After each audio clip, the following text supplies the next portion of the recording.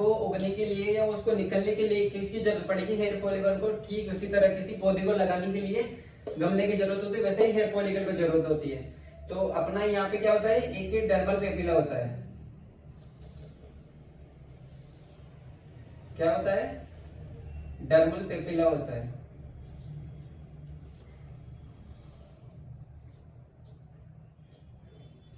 Dermal papilla होता है। जैसे अपन ने बात करी थी कि यहाँ पे फर्स्ट लेयर होती है एपिडर्मिस, सेकंड होती है डर्मिस, और ये जो अपना बाल होता है ना, ये बाल, ये डर्मिस और हाइपोडर्मिस, इन लेयरों से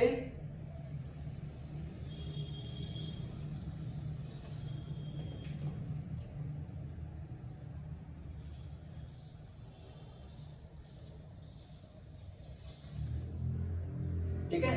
तो ये क्या मिक्स होती है, ये क्या ऐसा नहीं होता कि जैसे कि इसमें लाइन है तो फिर उसमें भी लाइन होगी इस लेयर में। तो ये क्या एक दूसरे से मिली हुई होती है। तो इसमें जैसे कि अपन ने बताया कि जो ब्लड वेसल्स होती है ना, जो ये तो क्या हो गया अपना डर्मल पेपिला हो गया। इसको यहां लिख देता हूं मैं, dermal papilla, sorry dermal papilla.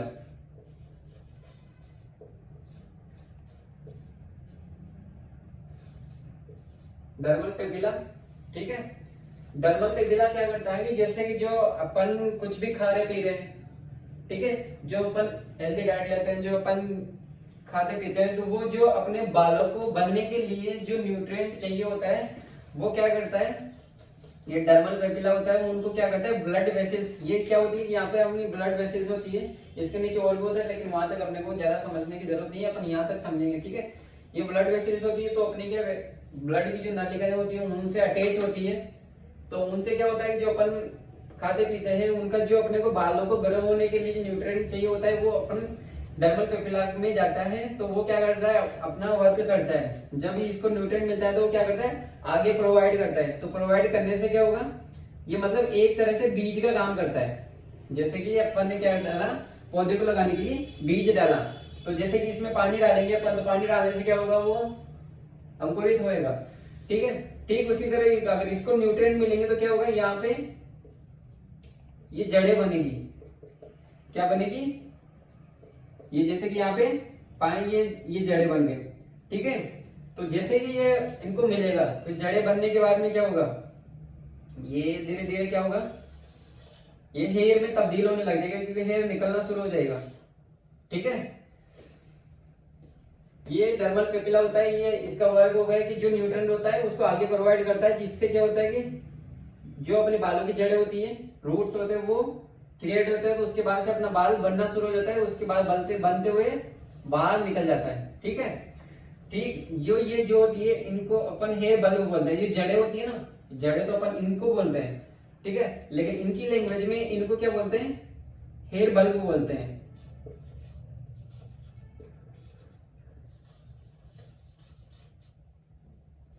Hair bulb बोलते हैं, ठीक है, हेयर बल्ब बोलते हैं।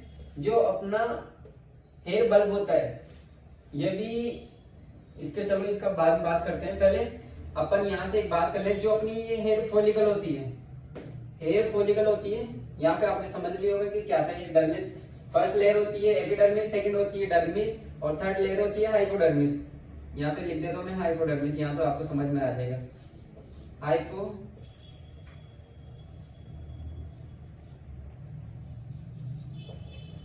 हाइपोडर्मिस, आप ऐसे मेरे वर्ड पे समझ लीजिएगा। फर्स्ट लेयर होती है एपिडर्मिस, सेकंड होती है डर्मिस, और थर्ड होती है हाइपोडर्मिस, ठीक है।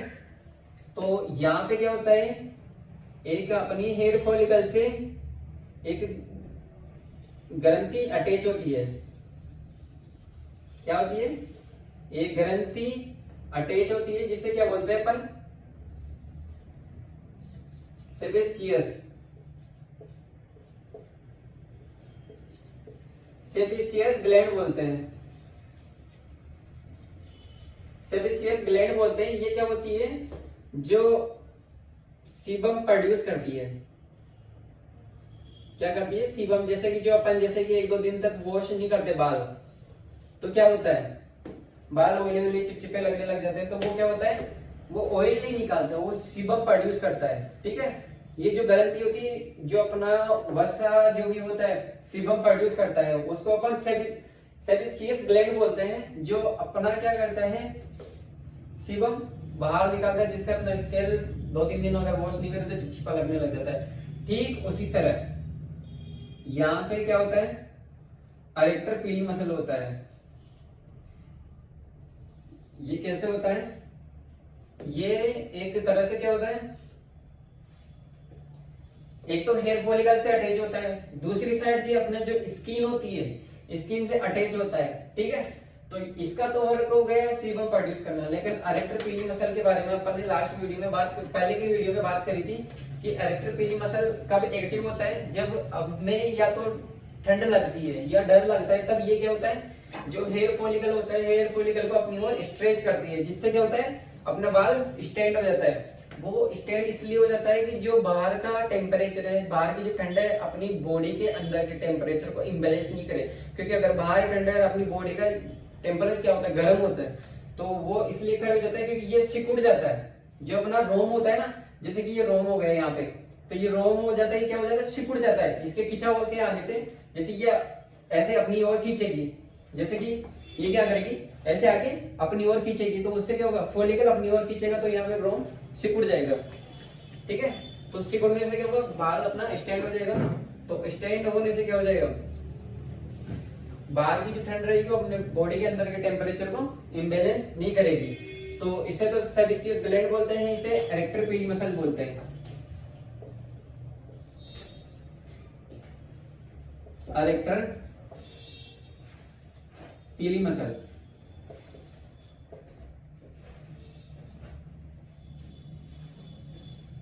अरेक्टर पीली मसल बोलते हैं, ठीक है। तो यहां तक क्लियर हुआ। अब जैसे कि अपन ने यहाँ तक समझ लिया होगा क्योंकि ये क्या काम करता है, ठीक है। तो अब अपन हेयर बल्ब को समझेंगे। तो हेयर बल्ब में होता है मैट्रिक्स, मैट्रिक्स भी होता है मेलानोसाइट सेल, मेलानोसाइट सेल अब जो अपना कलर बनाता है, ठीक है। फिर उसके बाद में होता है मेलेनिन, मेलेनिन में 2 टाइप के होते हैं, यू मेलेनिन और फ्यू मेलेनिन। तो अपन इनको डिटेल में समझने के लिए पहले इनको क्लियर करेंगे, ठीक है। स्क्रीनशॉट लेना चाहे तो ले सकते हैं।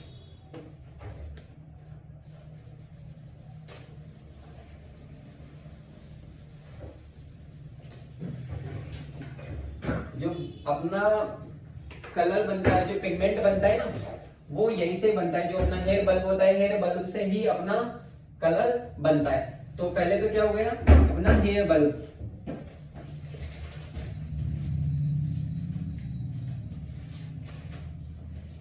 हेयर बल्ब हो गया। हेयर बल्ब से बनता है मेलानोसाइट सेल,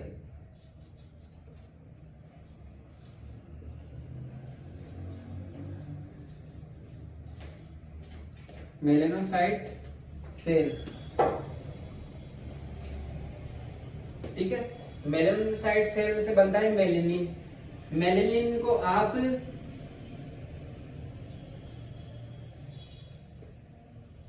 जो मेलेनिन होता है ना उसको अपन कलर भी बोल सकते हैं कि मेलेनिन कलर को बोलता है, कलर बोल सकते हैं। मेलेनिन भी 2 टाइप्स के होते हैं, एक तो होता है यू मेलेनिन,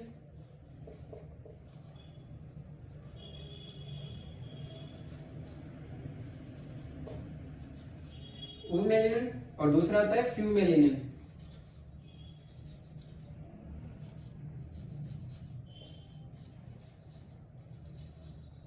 ठीक है, फ्यू मेलेनिन।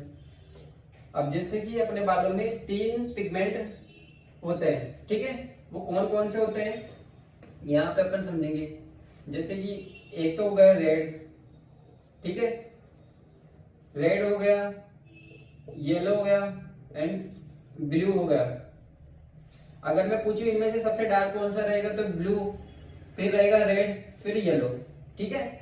ठीक उसी तरह जो अपने एशियन हेयर होते हैं, क्या होते हैं एशियन हेयर, उनमें क्या होता है जो पिगमेंट होता है, ये 3 पिगमेंट होते हैं, ये तीनों पिगमेंट से मिलाकर बाकी के सारे कलर बनते हैं। तो जो अपने एशियन हेयर होते हैं इनमें ब्लू एंड रेड पिगमेंट पाया जाता है, जिसे अपन यू मेलेनिन बोलते हैं, ठीक है। ये तो पाया जाता है अपने एशियन या इंडिया के हेयर में जो डार्क हेयर होते हैं। और जो गोरे लोग होते हैं जिनके जैसे कि ब्लॉन्ड हेयर होते हैं, ब्राउनिश होते हैं, ऐसे जो दिखते हैं ना, उनके जो बाल दिखते हैं, उनके जो बालों में जो पिगमेंट होता है उनके में रेड और येलो होता है, इसलिए उनके बाल क्या होता है अपने को ब्राउनिश दिखाई देते हैं कि उनके पिगमेंट रेड येलो होता है, क्योंकि लाइट कलर लाइट पिगमेंट होता है और ये डार्क पिगमेंट होता है। ठीक है, तो यहां तक आपने समझ लिया। ठीक है, तो जैसे कि अब अपन आगे समझेंगे, जैसे कि जो अपने पसीना निकलता है, ठीक है, तो पसीना निकलता है, पहले अपन इसको समझ ही लेते हैं। ठीक है, इसको आप एक बार स्क्रीनशॉट ले सकते हैं।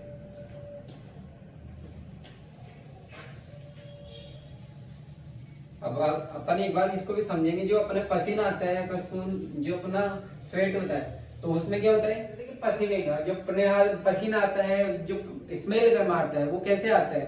ठीक है, तो जैसे कि इसको मैं थोड़ा और लंबा कर देता हूँ, ये अपनी मतलब एक तरह से क्या हो गई, स्केल है। ठीक है, जो अपनी स्केल पे एपिडर्मिस जो ले रही है। ठीक है, तो इसमें क्या होता है, एक ग्रंथि होती है।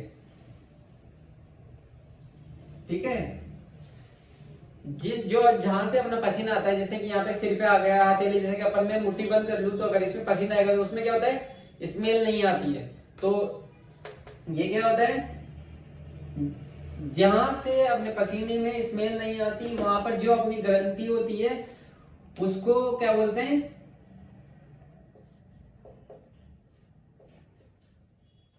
एक्रिन। क्या बोलते हैं, एक्रिन स्वेट ग्लैंड।